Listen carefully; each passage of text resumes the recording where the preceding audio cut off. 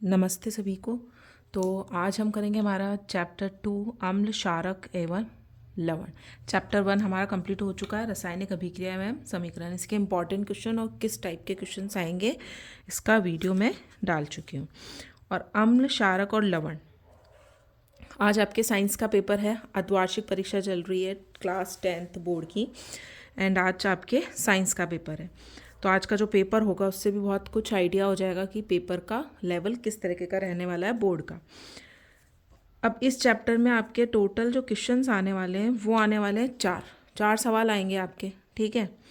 अब उस 4 सवाल में से किस किस टाइप के क्वेश्चंस आ रहे हैं। एक तो आ रहा है आपका MCQ, जिसमें आपके ऑप्शंस वाला एक क्वेश्चन आ रहा है 1 नंबर का।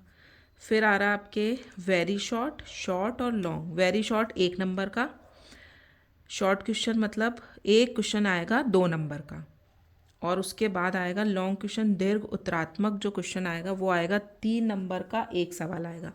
3 नंबर जो होते हैं वो आपके आते हैं, 1.5 नंबर का एक सवाल आएगा, ठीक है, पार्ट्स में आता है ये, और 1.5 नंबर का एक सवाल आएगा। उसमें आपको 2 पोर्शन मिलेंगे। तो अगर आपको एक पोर्शन आता है एक कीजिए, दूसरा आता है, अगर दोनों आते हैं तो वेल एंड गुड, क्योंकि आपके 3 नंबर पूरे पक्के। लेकिन ये है कोई भी सवाल आपको छोड़ना नहीं है। तो आपको एक क्वेश्चन अगर आ रहा है तो वो अटैम्प्ट करना ही करना है। दूसरे वाले में अगर आपको रासायनिक समीकरण लिखना आ रहा है, किसी का भी नाम लिखना आ रहा है, तो वो करना है। तो इस टाइप के क्वेश्चंस आपके आने वाले हैं। तो आज हम डिस्कस करते हैं MCQ, बहु विकल्पीय प्रश्न, और कुछ हम करेंगे अति लघुतात्मक और लघुरात्मक, ठीक है। तो उसके पहले मैंने कुछ MCQ लिखे हैं 30, उसका शॉर्ट वीडियो मैं ऑलरेडी डाल चुकी हूँ, तो आप चेक कर सकते हैं। और उसको आज हम यहाँ पे डिस्कस कर लेते हैं कौन कौन से सवाल हैं बहुविकल्पीय में। तो अध्याय 2 क्लास 10 साइंस विज्ञान का अम्ल क्षारक एवं लवण, ये आपका दूसरा चैप्टर है, ठीक है। तो पहला सवाल है, क्षार का जलीय विलयन। क्षार का जलीय विलयन कैसा होता है, क्या करता है? वो नीले लिटमस को लाल कर देता है, लाल लिटमस को नीला कर देता है, ठीक है। क्षार क्या होता है, एक वर्ड आप ध्यान रखिए, अनिल बालानी, ओके। अनिल बालानी, अनिल में अ जो है वो रिप्रेजेंट कर रहा है आपके अम्ल को, अम्ल नीले को लाल, बालानी मतलब बेस क्षार, लाल को नीला, ला मतलब लाल, नीला मतलब नी मतलब नीला, ठीक है। बेस क्या करता है, लाल को नीला करता है। तो जलीय विलयन क्या करता है, क्षार का लाल लिटमस पेपर को नीला कर देता है। एक याद रखिए जो भी आपको इजीली याद हो जाता है कि, और ये नाम से तो आपको दोनों याद हो जाएंगे, अनिल बालानी। अनिल में अ जो है वो अम्ल को दिखाएगा, अम्ल, नीले को लाल, नी ला, और ल से लाल, ठीक है। अम्ल नीले को लाल करता है। तो क्षारीय विलयन क्या करता है, जलीय विलयन लाल लिटमस पेपर को नीला बना देता है। अम्ल व क्षार के विलयन होते हैं। अम्ल और क्षार के विलयन जो होते हैं विद्युत के सुचालक होते हैं। क्यों होते हैं? क्योंकि अम्ल और क्षार के जलीय विलयन जो होते हैं वो पूरी तरह से आयनीकृत रूप में जल में प्रेजेंट रहते हैं। अब आयन है उसमें, तो वो विद्युत का क्या करेंगे, चालन करेंगे। इसलिए आयन्स की वजह से क्षार व अम्ल के जलीय विलयन विद्युत के सुचालक होते हैं। पीएच किन आयनों की सांद्रता का ऋणात्मक लघुगणक होती है? किन पीएच क्या होती है, H प्लस आयन से हम किसी की भी पीएच जो है वो निर्धारित करते हैं। तो पीएच किन आयनों की, H प्लस आयनों की। ऋणात्मकता का लघुगणक मतलब पीएच को हम कैसे लिखते हैं, पीएच और ये माइनस करके लिखा जाता है, ठीक है। तो ये हो जाता है आपका plus. Hydrogen ion H plus आयनों की जो भी सांद्रता होती है वो पीएच को दर्शाती है। क्वेश्चन नंबर 4 है, किसी अम्लीय विलयन की पीएच होगी, अम्लीय विलयन जो होगा उसकी जो पीएच होगी वो 7 से कम होगी। तो यहाँ पे आपको 7 से कम जो भी नंबर दिख रहा है वो उसका आंसर हो जाएगा। अम्लीय विलयन की पीएच 4 होगी, ठीक है। अगर 7 से ऊपर हो जाता है तो वो होता है क्षारीय विलयन, और अगर 7 से बिल्कुल 7 होता है तो वो होता है उदासीन विलयन, ठीक है। ना वो अम्लता के गुण दर्शाएगा और ना ही क्षारता के। हमारे उदर में भोजन का पाचन क्रिया किस माध्यम में होती है? हमारे उदर में मतलब जो हमारा भोजन का पाचन होता है वो अम्लीय माध्यम में होता है। हमारे स्टमक के अंदर जो एसिड होता है वो HCl होता है, तनु HCl होता है, और इसलिए HCl एक अम्ल है, इसलिए उदर में भोजन का पाचन अम्लीय माध्यम में होता है। नेक्स्ट करते हैं क्वेश्चन नंबर 6।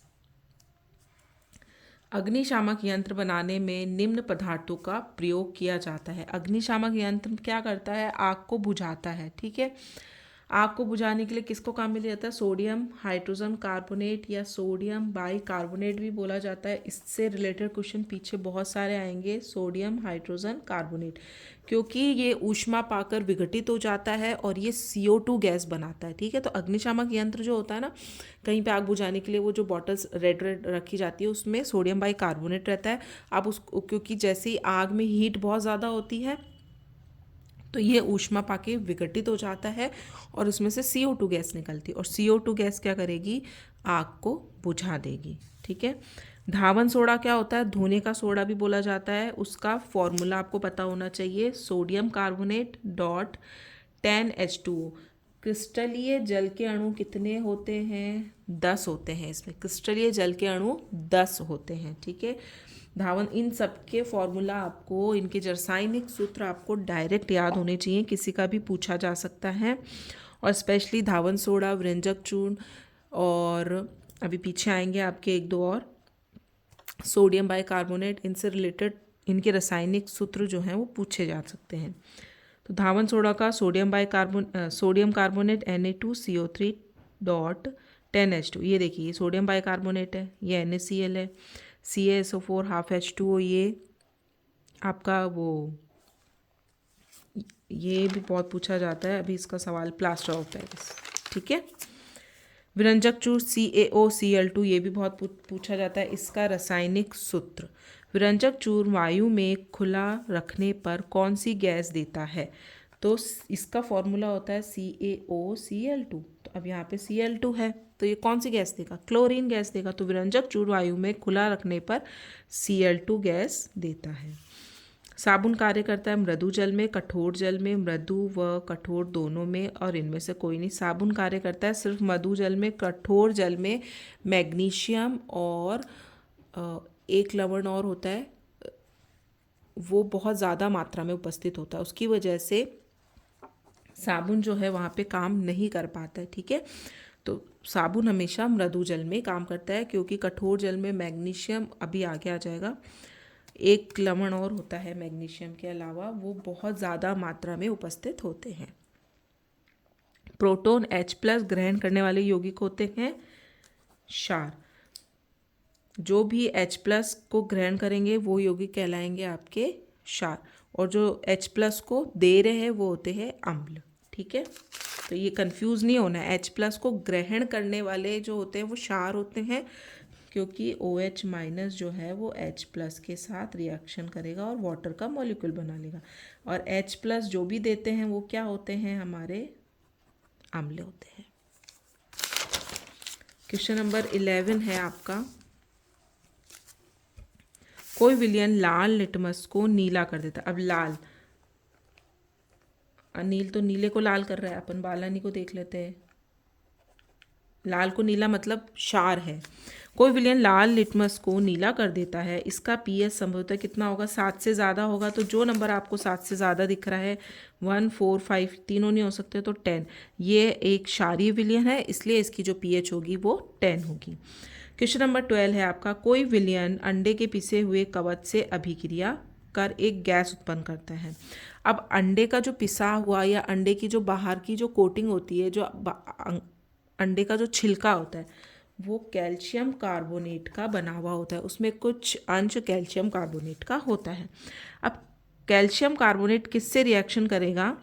एक गैस उत्पन्न करता है जो चूने के पानी को दूधिया कर देता है। अब चूने के पानी को दूधिया कौन कर देता है? चूने के पानी को दूधिया कर देती है CO2 गैस, ओके। इस विलयन में क्या है? तो इस विलयन में क्या है? HCl, इसकी जो रासायनिक अभिक्रिया है वो पीछे एक सवाल में आपके आ जाएगी।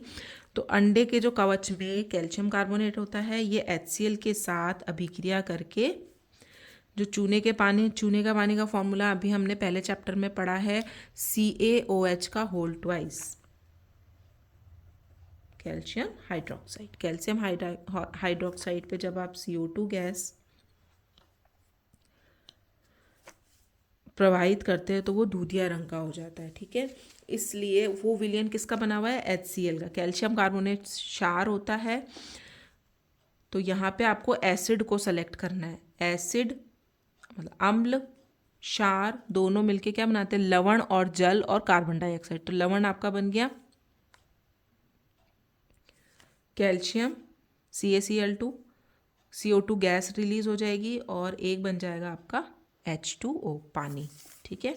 तो अंडे के पिसे हुए कवच से कौन अभिक्रिया करता है, अंडे के कवच में होता है कैल्शियम कार्बोनेट और उससे अभिक्रिया करेगा एक अम्ल जो कि है HCl।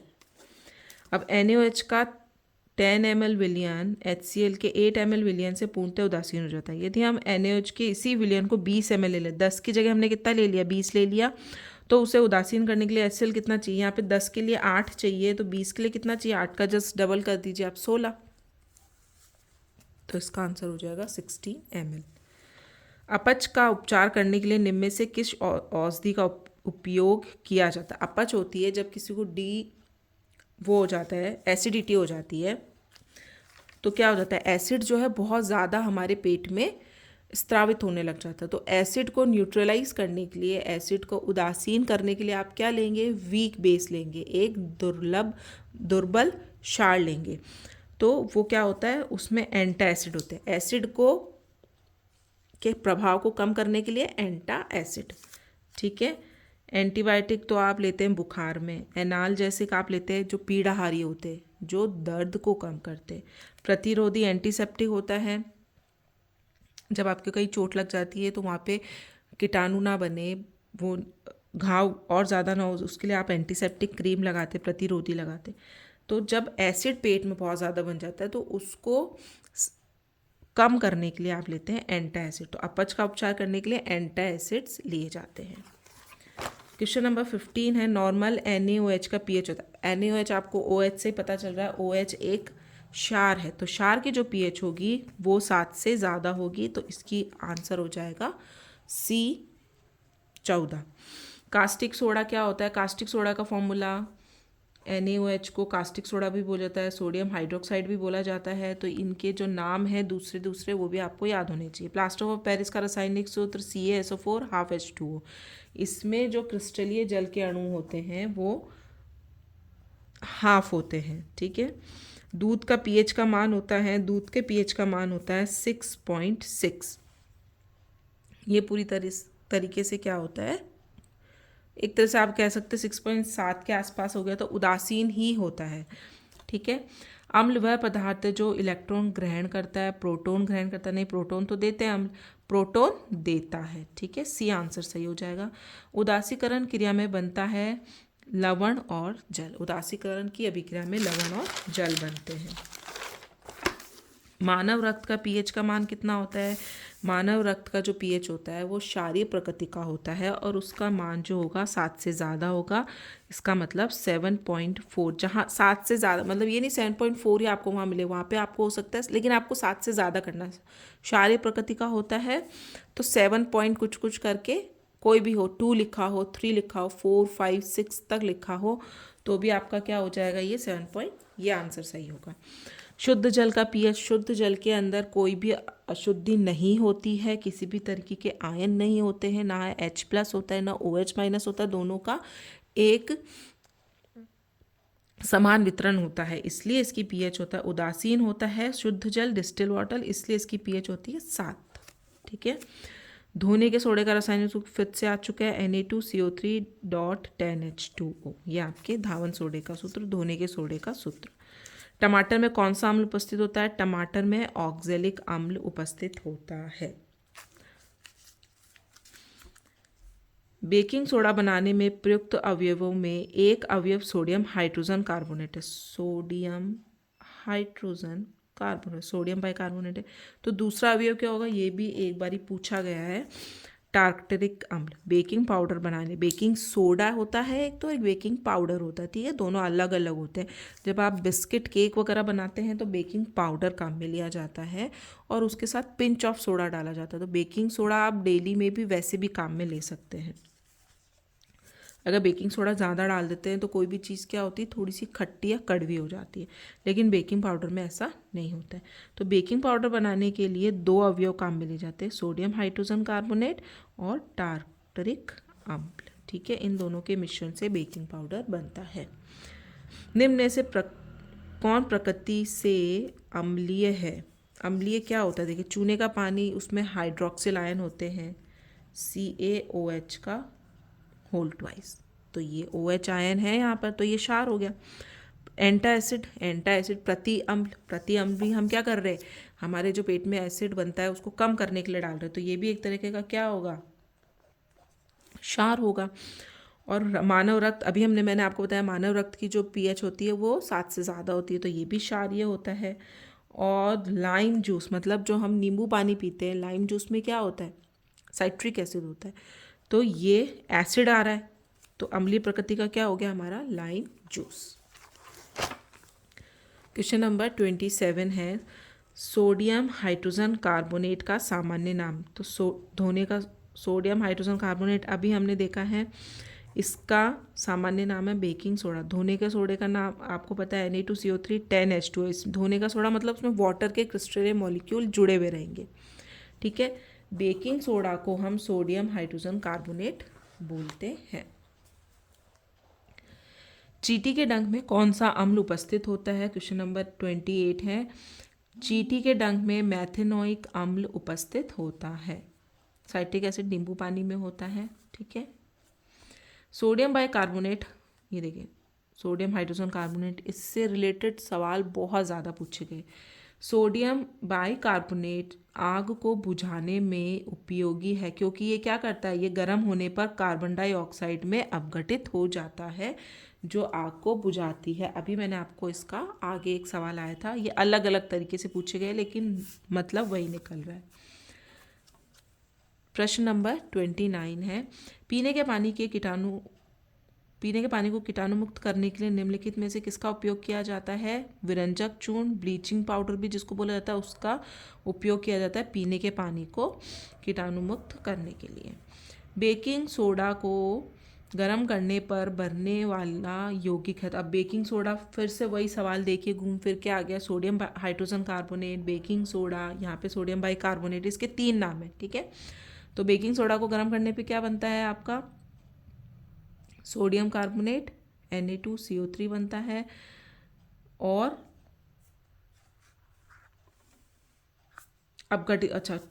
गर्म करने पर ये बनता है, और जब वो अपघटित होता है तब उसमें आपके बनते हैं CO2 गैस, जो कि आग को बुझाने के काम आती है, ठीक है। अब हम आते हैं हमारे नेक्स्ट NCERT एग्जाम्पलर, जो हमने पहले अध्याय के भी करे थे, और आपको जितने भी सवाल आएंगे वो NCERT बुक से बाहर नहीं आएंगे, यही बुक आपके चलती है, ये आपको बहुत अच्छे से करनी है। बुक के अंदर जो सवाल दे रखे हैं, क्वेश्चंस दे रखे हैं, वो भी बहुत अच्छे से पढ़ने हैं, एक एक लाइन, और एग्जाम्पलर में जो क्वेश्चंस हैं वो मैं आपको यहाँ पे करवा दी। तो चलिए शुरू करते हैं हमारा अध्याय 2, अम्ल, क्षारक और लवण। ये है आपकी NCERT एग्जाम्पलर के क्वेश्चंस आंसर, ठीक है, जो राजस्थान बोर्ड में आपकी NCERT की ये बुक चल रही है अभी। क्वेश्चन नंबर 1 है, क्या होता है जब एक परखनली में एक अम्ल का विलयन एक क्षार के विलयन के साथ मिलाया जाता है? अम्ल और क्षार को आप मिलाते हैं तो क्या बनता है, लवण बनता है, जल और कार्बन डाइऑक्साइड। तो क्या होगा, विलयन का ताप बढ़ता है, विलयन का ताप घटता है, विलयन का ताप समान रहता है, लवण का निर्माण होता है। तो क्या बनेगा, ताप केवल एक, विलयन का ताप बढ़ जाता है अगर आप अम्ल और क्षार को मिलाते हैं, तो किसी भी विलयन का ताप क्या होता है, बढ़ जाता है, क्योंकि CO2 गैस बनती है, ठीक है।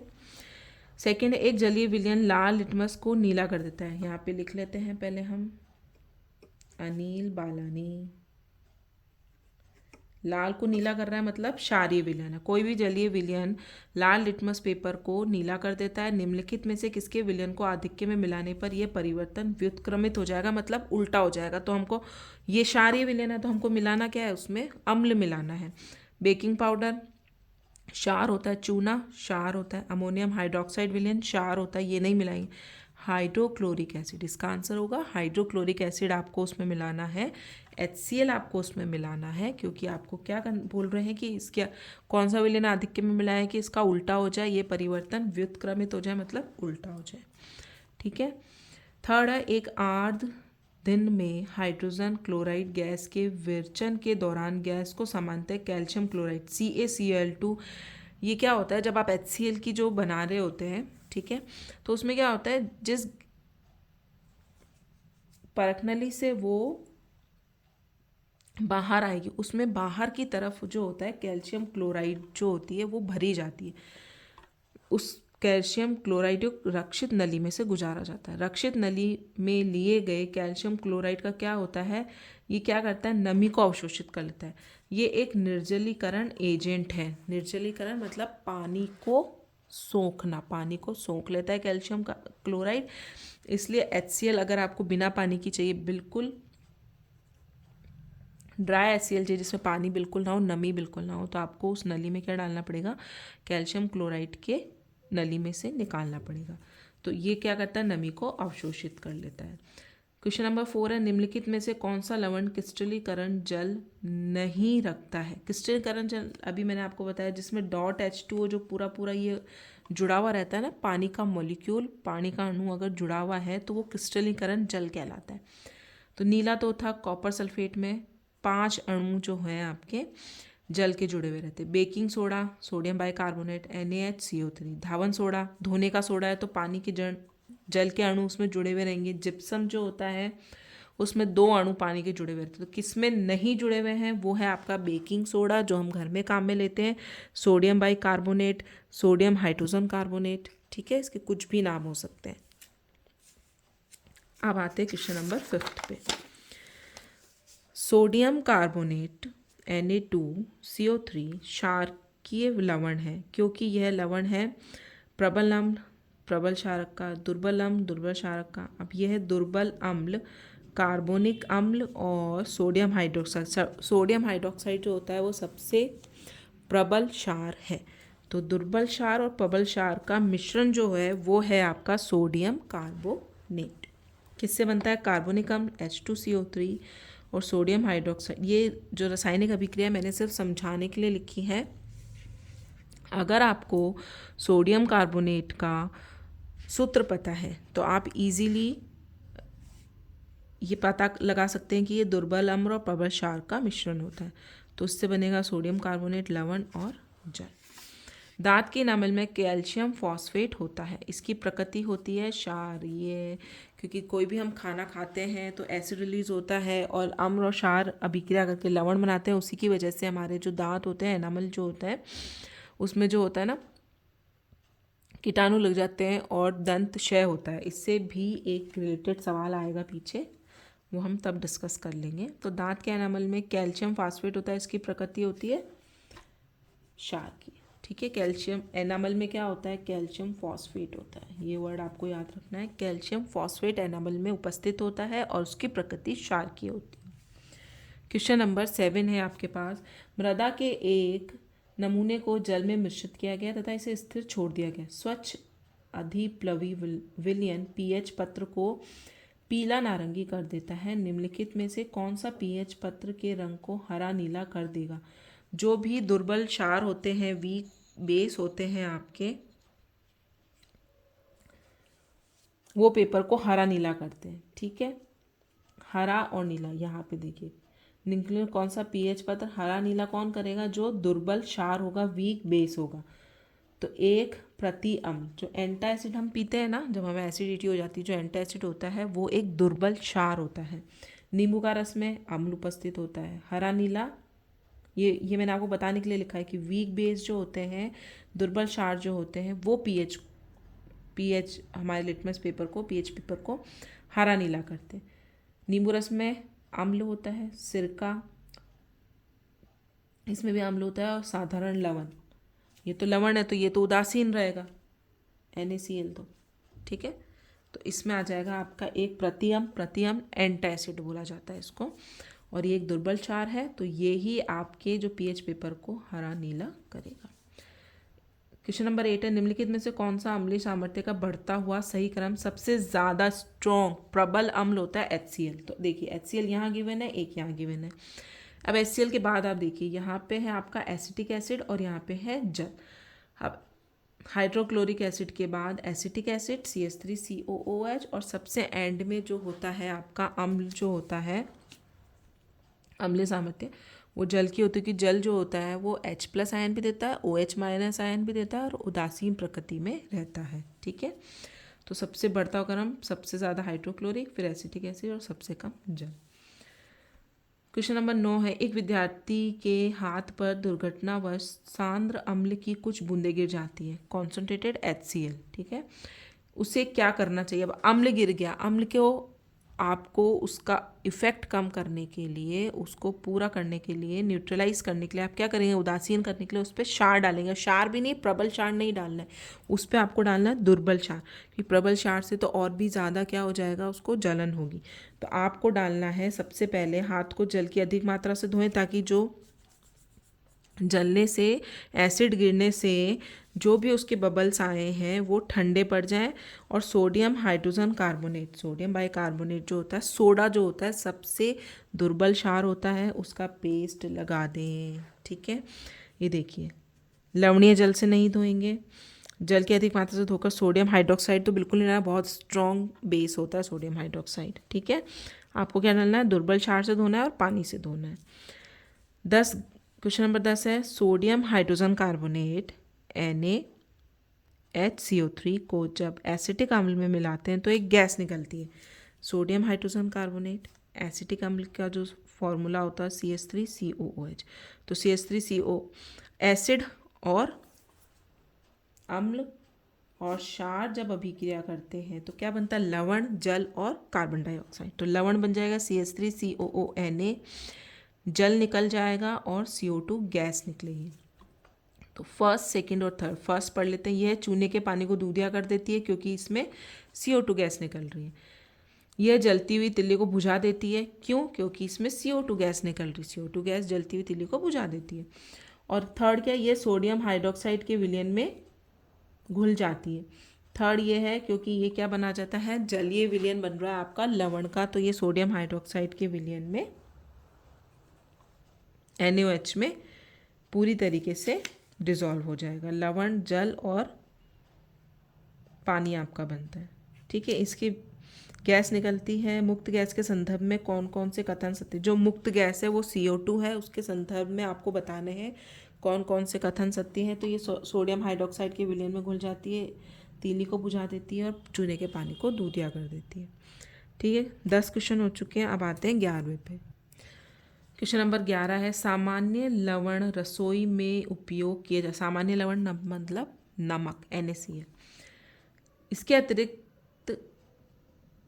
किए जाने के अतिरिक्त इसके निर्माण में कच्चे माल के रूप में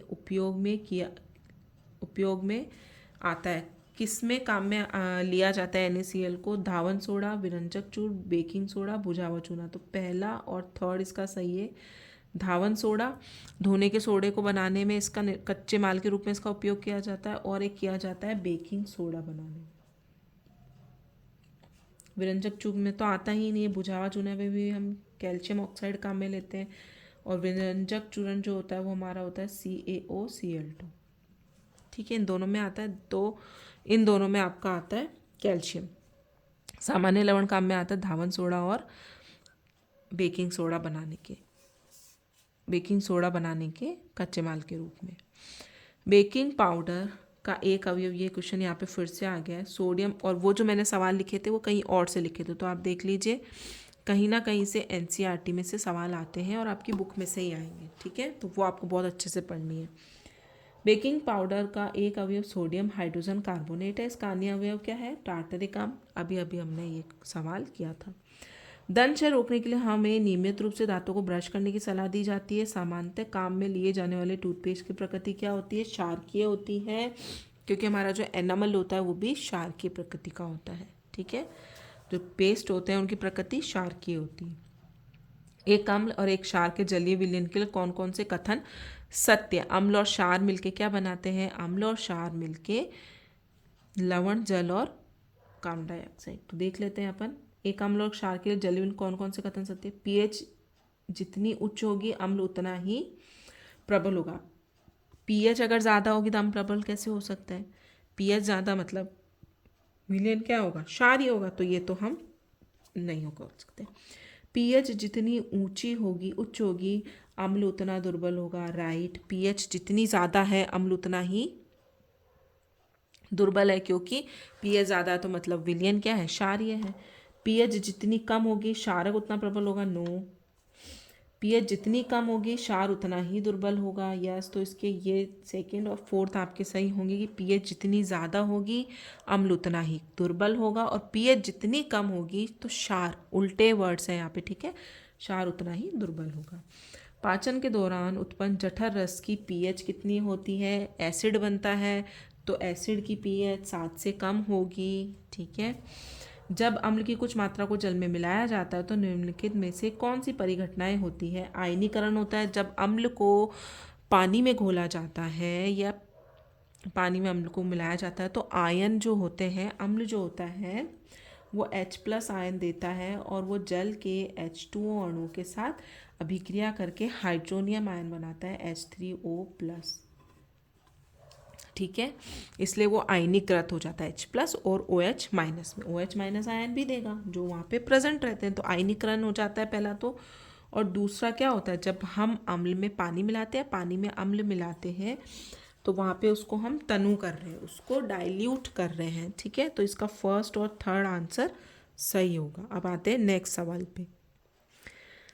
क्वेश्चन नंबर 17 है, दृष्टि दोष युक्त विद्यार्थी के निम्नलिखित में से कौन सा अम्ल क्षारक सूचक के रूप में प्रयुक्त किया जाएगा? अब दृष्टि दोष मतलब जिसको दिखाई नहीं दे रहा है, तो वो कैसे पहचानेगा कि कौन सा इंडिकेटर या कौन सा अम्ल क्षारक सूचक हम काम में ले? तो वो लेगा वेनिला सत ऐसे, जिसको आप क्या कर सकते हैं? सूंघ के पता लगा सकते हैं। लिटमस तो देखना पड़ेगा कलर, हल्दी का भी आपको कलर देखना पड़ता है, ये सब सूचक होते हैं। ठीक है, और पिटूनिया की पंखुड़ियाँ, इनके भी आपको कलर चेंज होगा तो देखेगा। अब अगर कोई इंसान अंधा है तो वो कैसे करेगा? सूंघ के पता लगा सकता है। ठीक है, उनके लिए अलग से एक सूचक बनाए जाते हैं जिनको बोलते हैं कि आप सूंघ के पता लगा सकते हैं कि वो अम्ल या क्षारक है, वो डाल के। तो वनीला सत एसेंस से आप पता लगा सकते हैं अम्ल या क्षार है। क्वेश्चन नंबर 18, निम्नलिखित में से कौन सा पदार्थ तनु अम्ल के साथ उपचार कर कार्बन डाइऑक्साइड नहीं देगा? तो तनु अम्ल के साथ उपचार करने पर कार्बन डाइऑक्साइड कौन नहीं देगा? जो बेस होगा। तो मार्बल में क्या होता है? कैल्शियम कार्बोनेट होता है, तो ये तो CO2 देगा ही देगा। चूना पत्थर, लाइम स्टोन, ये भी कैल्शियम कार्बोनेट होता है, ये भी CO2 देगा। बेकिंग सोडा, इसमें भी NaHCO3, तो ये भी CO2 गैस देगा। कौन सा नहीं देगा? चूना। चूना का जो फॉर्मूला होता है वो कैसे बनता है? ये देखिए, CaO और HCl, इन दोनों को रिएक्शन करवाते हैं चूना, CaO, तो CaCl2 और H2 बनना, CO2 गैस तो निकल ही नहीं रही है, तो इसका आंसर क्या होगा? चूना जो है वो तनु HCl अम्ल के साथ में CO2 गैस नहीं देगा। क्वेश्चन नंबर 19 है, निम्नलिखित में से कौन सा अम्लीय प्रकृति का है? जो मानव रक्त, मैंने आपको बताया अभी, क्षारीय प्रकृति का होता है। चूने का पानी क्षारीय प्रकृति का होता है। प्रति अम्ल, एंटी एसिड्स जो हम पीते हैं, एंटा एसिड है तो उसमें क्षार होगा। तो नींबू का रस में साइट्रिक एसिड प्रेजेंट होता है, साइट्रिक अम्ल उपस्थित होता है, तो अम्लीय प्रकृति का हो जाएगा हमारा नींबू का रस। और ये अभी पहले आपके सवाल भी आया है अलग तरीके से। 20 आपको गिवन है, विद्युत अपघट्य के द्वारा विद्युत चालकता के प्रदर्शन के प्रयास के लिए निम्नलिखित उपकरण लगाया गया है। ठीक है, कौन सा कथन सत्य है? बल्ब नहीं चमकेगा क्योंकि विद्युत अपघट्य अम्ल नहीं है। यहाँ पे देखिए आपने क्या लिया है? तनु NaOH लिया है, मतलब आपका जो क्षार है वो प्रबल क्षार है। ठीक है, जो प्रबल क्षार होते हैं वो पूरी तरीके से आयनीकृत हो जाते हैं। आयनीकृत हो जाते हैं, उसमें आयन बन जाएंगे। आयन क्या करते हैं? विद्युत का चालन करते हैं। तो क्या हो जाएगा इसका आंसर? केवल दो बल्ब चमकेगा क्योंकि NaOH एक प्रबल क्षार है तथा चालन के लिए आयन उपलब्ध करवाएगा। प्रबल क्षार हो चाहे प्रबल अम्ल दिया हो, वो पूरी तरीके से आयनीकृत हो जाएंगे और आयन जो होते हैं वो विद्युत के चालक होते हैं। ठीक है। 21 नंबर का सवाल है, गोल्ड को घोलने के लिए किसका उपयोग किया जाता है? एक्वारेजिया का उपयोग किया जाता है। वेरी स्ट्रॉन्ग बेस होता है एक्वारेजिया। और किसका बना होता है? सांद्र HNO3 और सांद्र HCl। कितने कितने भाग होते हैं? 1 भाग HNO3 और 3 भाग हमारे होते हैं HCl के, और उसी में गोल्ड को जो है वो पिघलाया जाता है। 22 नंबर का सवाल है, निम्नलिखित में से कौन सा एक खनिज अम्ल नहीं है? एक खनिज अम्ल होता है, एक आपका होता है मिनरल वाला। ठीक है। खनिज अम्ल और जो हमको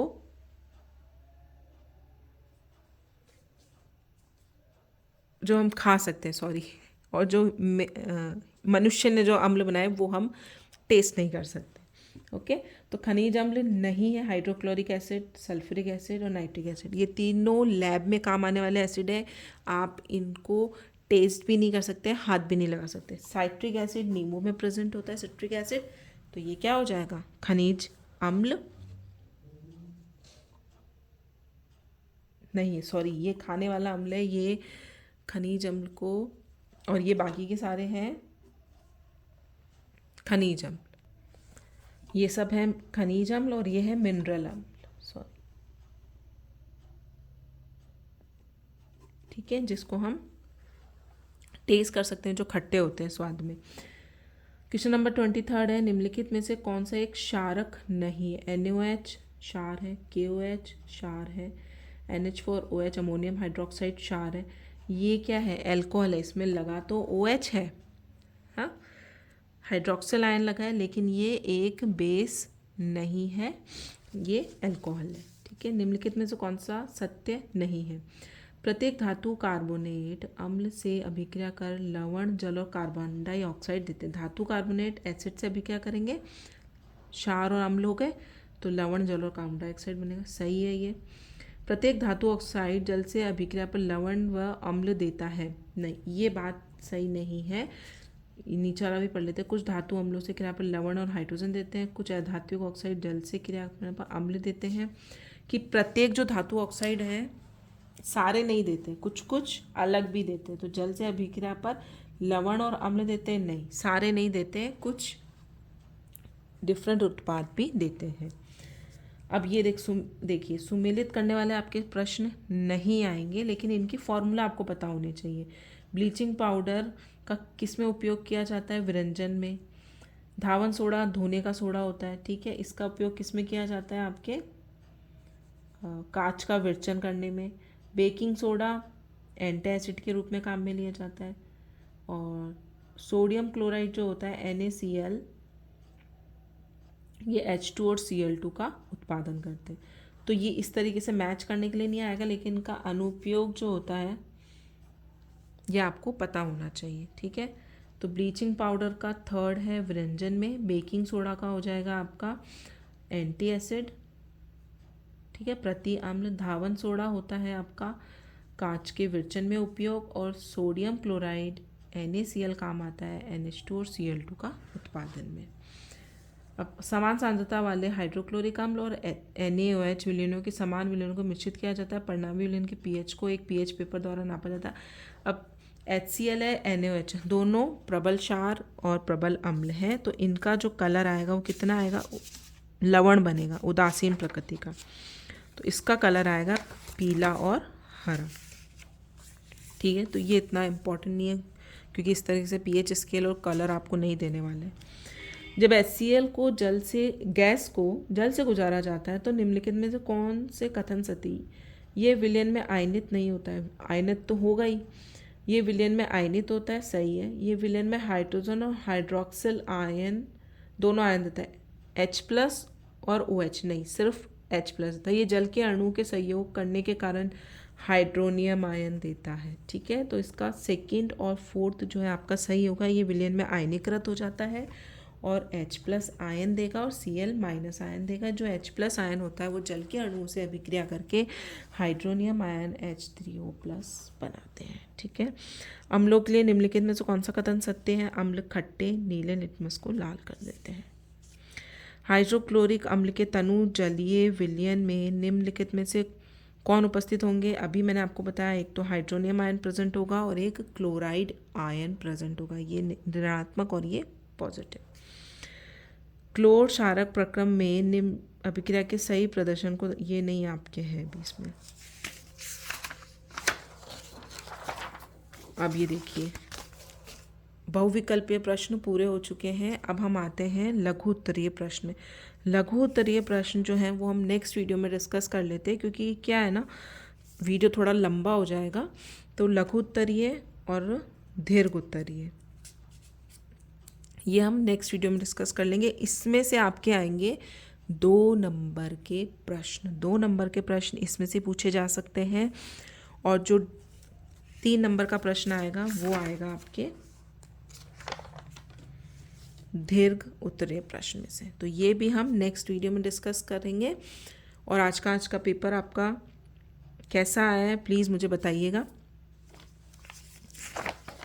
तो नेक्स्ट वीडियो में हम करेंगे इसके, अभी हमने करे हैं सिर्फ बहुविकल्पीय प्रश्न जो 1 नंबर में पूछे जाएंगे, और अति लघुरात्मक प्रश्न जो भी 1 नंबर में पूछा जाएगा, क्योंकि उसमें आपके कोई भी रासायनिक सूत्र पूछा जा सकता है।